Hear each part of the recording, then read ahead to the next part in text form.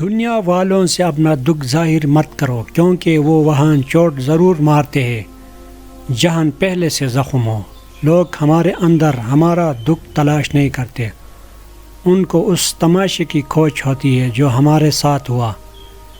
دکھ کی سختیاں چہرے سے تو رخصت ہو جاتی ہے، لیکن انسان کے اندر داخل ہو کر اس کے گوشے گوشے کو ویران کر دیتی ہے۔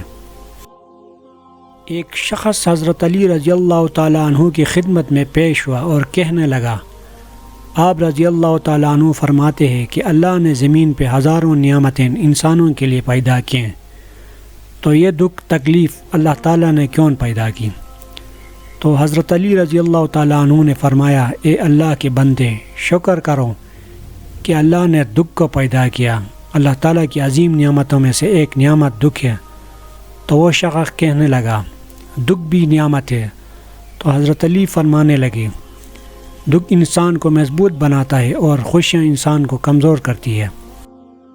اللہ تعالیٰ جس انسان کو نوازنا چاہتا ہے، عظیم مقام دینا چاہتا ہے، تو اسے تکلیف، دکھ اور درد کی راہ بخشتا ہے تاکہ وہ مضبوط بن کے اتنا سیکھ لے کہ اپنی منزل تک جا پہنچے۔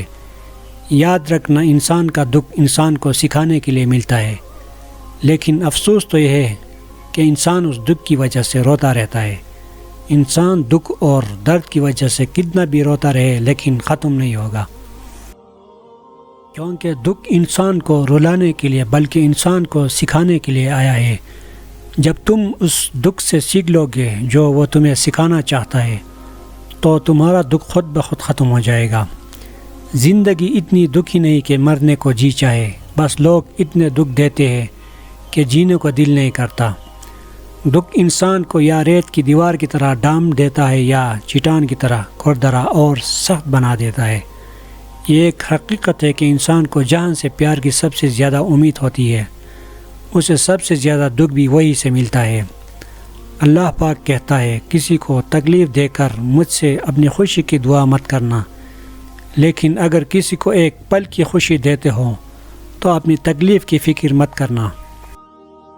بعض تکالیف ایسی ہوتی ہے کہ ہمیں لگتا ہے جیسے اب ہم مر جائیں گے، جیسے اب کہیں سے کوئی مدد نہیں آئے گی، اور پھر ہم جلد مایوس ہو جاتے ہیں، مگر جانتے ہو کہ کوئی غم بھی مسلسل نہیں رہتا۔ وہ ہمارا پیارا رب بڑا رحیم ہے، تمہاری سوچ سے بھی زیادہ کریم ہے، اسے تو یہ بالکل بھی گوارا نہیں کہ تمہیں کوئی تکلیف پہنچے۔ اللہ تعالیٰ جس کو اپنا آپ یاد دلانا چاہتا ہے، اسے دکھ کا الیکٹرک شاک دے کر اپنی جانب متوجہ کر لیتا ہے۔ دکھ کی بٹی سے نکل کر انسان دوسروں کے لیے نرم پڑ جاتا ہے، پھر اس سے نیک اعمال خود بخود اور بخوشی سرزد ہونے لگتے ہیں۔ دکھ تو روحانیت کی سیڑھی ہے، اس پر صابر اور شکر کرنے والے ہی چڑھ سکتے ہیں۔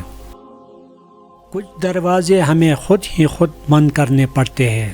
زندگی بھر خود فریبی اور خوش گمانیوں میں رہنے سے بہتر ہے کہ انسان ایک ہی بار خود کو جلستی ہوئی حقیقت کے روبرو کر لے۔ یہ قدرت کا قانون ہے کہ جو انسان کسی کو استعمال کر کے اسے دھوکہ دے کر اپنی خوشیاں حاصل کرتا ہے، وہ کبھی نہ کبھی خود اس سے بھی زیادہ دوسروں کے ہاتھوں استعمال ہو کر زندگی میں دکھ سہتا ہے۔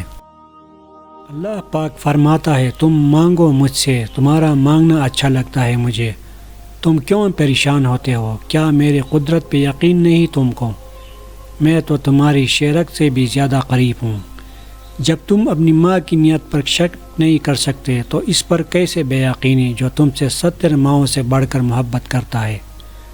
مجھ سے مکمل یقین کے ساتھ مانگ کر تو دیکھو، پوری دنیا کو تمہارا وسیلہ بنا کر تمہیں نہ نوازا تو کہنا۔ جب انسان خاموش ہو جائے اور اپنے حق کے لیے بھی نہ بولے تو سمجھ جاؤ وہ اپنے اندر بہت کچھ دفن کر چکا ہے۔ اے بلندیوں کے بادشاہ، اے رب کائنات، ہمارے دلوں کو شیطان کے شر سے بچانا، صرف اور صرف اپنی رضا کا غلام بنانا۔ اے رب پاک، ہم سب کو ہمیشہ خوشحال اور آباد رکھنا، آمین۔